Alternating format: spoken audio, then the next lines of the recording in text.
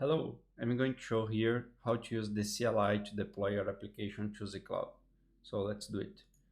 Here is just an empty account. Then I will create a new app. I will choose the CLI option. I will just use like one zCloud. Then I will put my app name HTTP simple. It's just a simple HTTP. I'm going to choose the United States. This project, I know I have a Docker file in this location here in the root directory, and I don't need any environment variables. So I'm going to click deploy.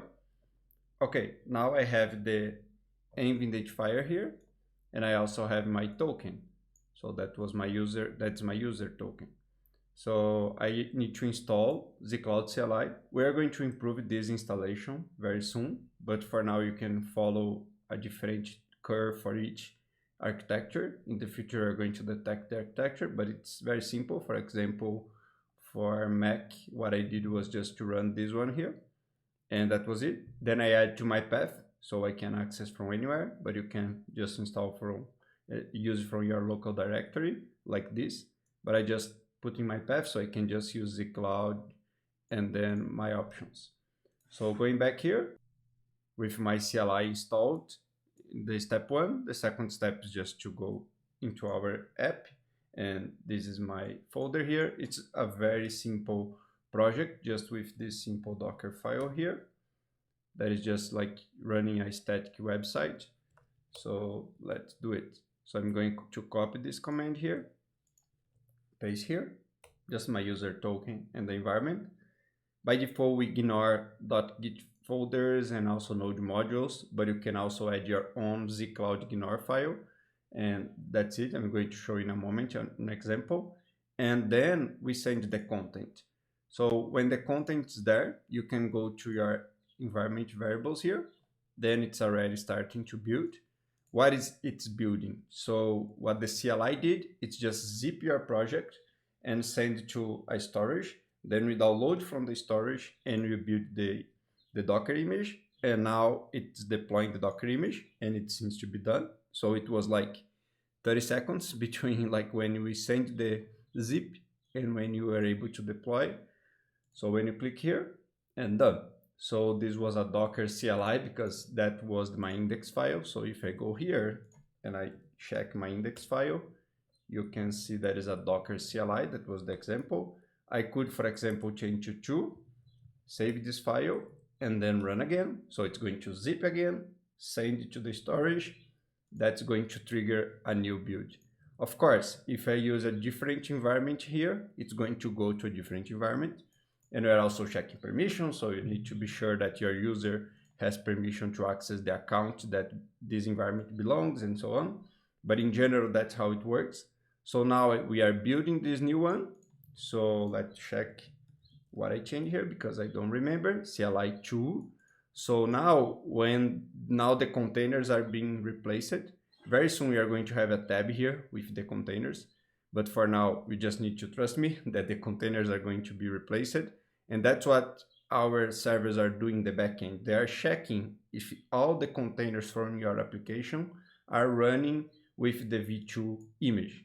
So we are checking, and now, okay, all the containers are running with the V2 image. So we consider that the V2 image is running. So if I refresh this page, we should see CLI 2. And that's how you can use the CLI. If you want to understand a little bit more, let me show you another project. So this is a Meteor project. The only difference here is that I don't have a Docker file because zCloud knows how to deploy Meteor apps. And I have this zcloudignore file here. This project is open source, so if you want, you can take a look on GitHub. I just add this zcloudignore, but it's open source. So if you go quav dev/meteor template, you can see the code here. It's just a simple Meteor template that we use to start projects here in Quavi. So going back here, that's another feature of our CLI. You can add this zcloudignore as you do a git ignore. And for Meteor projects, that's our recommendation. So we are ignoring the local inside the .meteor, node modules, and git. So let's do it. What I'm going to do here, I'm going to go back here. I'm going to create a new app, CLI. I'm going to use just one zcloud. I'm going to put here Meteor app.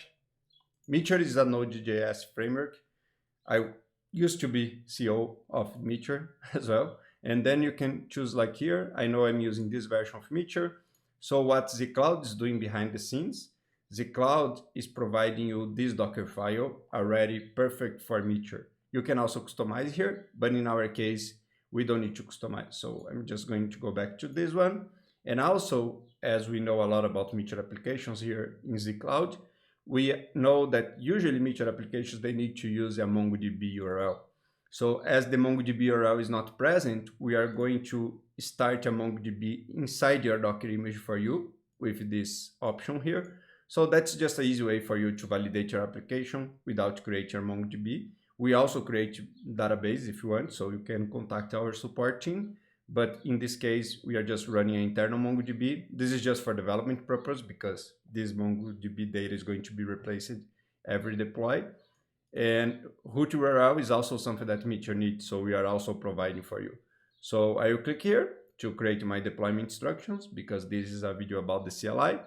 So now I'm going to copy this and I'm going to use inside this folder here to deploy this, considering this zcloudignore, because if you see here, I have my zcloudignore somewhere here. Where is my zcloud? Sorry. Yes, here my zcloudignore.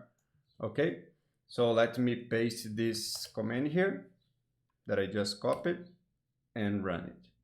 So it's ignoring a bunch of files because I asked the zcloud to ignore. It's sending. We are going to improve this message later, but it's already working pretty much fine. And now we can go to app env here, and then you can see that it's building. So it's going to be a little bit more time because this image is larger than the image that we built first in the other app, but it's not going to take a long time, but just wait a little bit and I will get back to you. Okay, so in about 2 minutes, we were able to build a Meteor app. What's pretty cool because Meteor apps, they are a little bit slow to be built. And now we are deploying. So deploying means that we are starting the containers. Okay, now as we put the Mongo to start as well. Now the Mongo is started. So let's start it. Let's click here and see if it's working. Yeah, it's working. And it took a little bit to start because of MongoDB as well. We start inside the Docker image, as I explained in this example. And then you can also click here, and this is saving data in MongoDB. So if I refresh the page, we can click again and continue increment from the place where you stop, because this is saved in the MongoDB that is running inside the container. I can open like a Anonymous, and you can see it's still 7. So that's just a silly example to show you how you can also deploy a more complex application from the CLI in the same exact way. And that's it for this video. I hope you enjoy and see you later.